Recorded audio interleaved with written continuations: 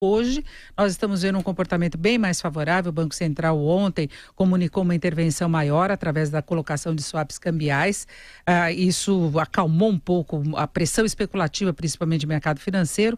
Nós temos agora o dólar em queda de 4,71%, cotação de venda do comercial em R$ 3,74. O euro recua 4,45%, cotação de venda em 4,40%. Mas a Bolsa segue com movimento negativo, caiu 1,11%. Nós estamos na linha com o economista Pedro Paulo Silveira, que é da Nova Futura Corretora. Pedro Paulo, boa tarde. Boa tarde, Denise. Boa tarde a todos. Pedro Paulo, deu certo mesmo essa intervenção, as declarações do presidente do Banco Central, ou é um ajuste momentâneo de mercado? Bom, a impressão é que deu certo, né?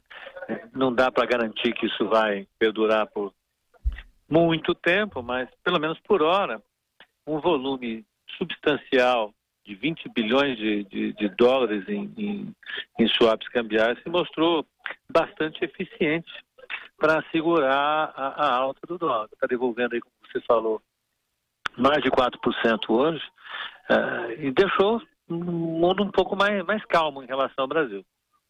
Agora, Pedro Paulo, há um problema também que não se restringe ao dólar. Como eu falava, a Bolsa de Valores continua em queda e o Tesouro, mais uma vez, pelo 5º dia consecutivo, interrompeu temporariamente a negociação com os títulos do Tesouro. A interrupção foi pela manhã, deve retornar agora, deve estar retornando às 15h30, a previsão, porque há uma pressão muito forte também no mercado futuro de juros. O mercado já começa a trabalhar com a possibilidade de uma alta dos juros na próxima reunião do Copom. Você acha que isso pode acontecer? Acho que pode sim, né? Evidentemente essa hipótese ela fica um pouco mais mitigada, ela pode ter a chance dela cair, dela ocorrer, diminuiu por conta da intervenção do Banco Central no câmbio. Mas ainda assim eu vejo a possibilidade de acontecer uma alta de taxa de juros pelo menos até o final do ano. Por quê?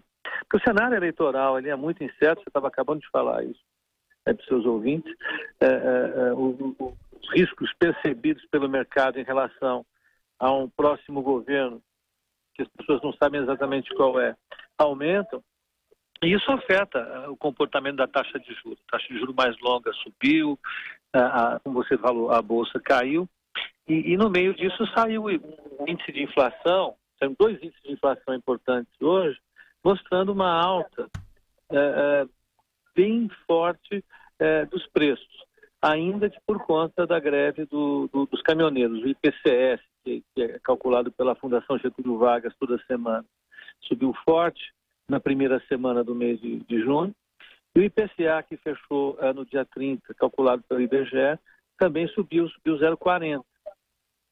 Esses indicadores deram um pouco mais de preocupação ao mercado, que agora se pergunta, será que todo esse aumento veio da greve dos caminhoneiros e passando a greve os preços caem novamente, ou será que uma parte disso é decorrência já de um aumento da taxa de câmbio do dólar que está se transmitindo para alguns preços? É o que o mercado se perguntou e, na dúvida, o mercado assume um viés mais conservador. Como você falou, o Tesouro aí para evitar muita confusão acabou suspendendo as negociações no Tesouro Direto, já desde de anteontem, nós ficamos 2 dias completos sem negociações, justamente para evitar que as pessoas agissem de forma muito impulsiva, né? Então, as pessoas, para tomarem uma decisão, cabeça no lugar, o Banco Central, o Tesouro segurou o Tesouro Direto. Mas é isso, o mercado está mais avesso ao risco, está vendo o Brasil com um pouco mais de cautela depois dessas pesquisas eleitorais e depois da mudança do cenário internacional. Pedro Paulo, quando se falava que a melhor opção era você aplicar em títulos pós-fixados, as aplicações pós-fixadas que acompanham a evolução dos juros, muita gente achava que era um conservadorismo muito exagerado, porque a tendência era de manutenção da taxa básica por um bom período no nível mais baixo, em 6,5%, se contava até que na última reunião tivesse ocorrido mais um corte da Selic e de repente se volta a trabalhar com essa possibilidade de uma elevação no curto prazo. O cenário mudou bastante, né? Por isso que os títulos pós-fixados, eles são muito indicados para quem quer ganhar o dinheiro bastante dinheiro, se Deus quiser, com a sua própria profissão e poupá-lo de maneira segura, né? Poupar dinheiro não foi feito para ganhar muito dinheiro, não. Então, quem quer poupar deve colocar no pós-fixado, porque não toma esse susto. De fato, 2 meses atrás, nós tínhamos um cenário que era extremamente promissor para as aplicações pré-fixadas. A gente olhava para o futuro, a inflação caindo, o Banco Central reduzindo a taxa Selic. Isso mudou completamente. Hoje os Estados Unidos estão num processo de alta de taxa de juros que está assustando um pouco os investidores em relação aos países emergentes como o Brasil. E aqui dentro o processo eleitoral deixou o mercado ainda mais cauteloso. Então, mudou completamente o cenário. E vai produzir algumas perdas, né? Fica até o recado aí para quem tem títulos pré-fixados para não resgatarem antes do prazo, porque aí tem aquela marcação ao mercado. Os fundos não escapam totalmente desse ajuste, né, Pedro Paulo? Pode ver alguma surpresa aí em termos de rentabilidade. É efeito dessa instabilidade aí das apostas do mercado em relação aos juros futuros.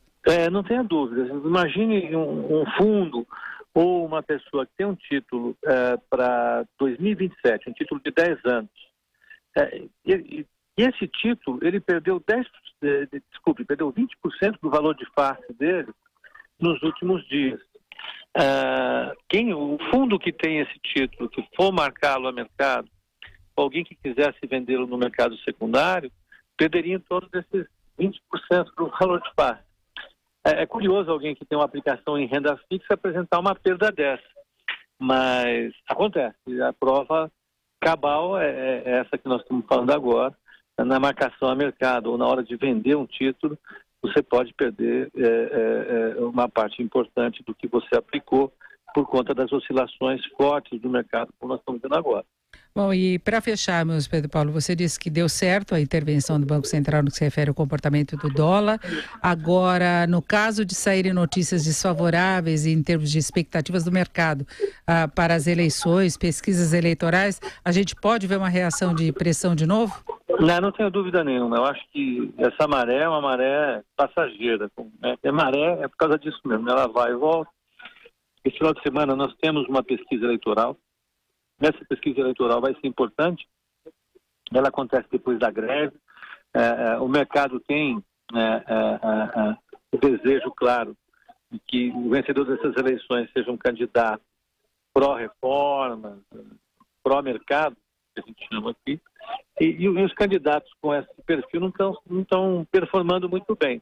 Se essa pesquisa vier confirmando esse cenário, a semana que vem a gente vai ter mais pessimismo. Ele pode continuar afetando, como está afetando a Bolsa, pode afetar as taxas de juros, como já está afetando. Agora, o dólar, eu acho que à medida em que esses 20 bilhões forem vendidos para o mercado, ele pode voltar a subir se o Banco Central não fizer novas intervenções. Ouvimos o Pedro Paulo Silveira, que é economista da Nova Futura Corretora. Pedro Paulo, muito obrigado, uma boa tarde. Boa tarde, Denise, uma boa tarde a todos.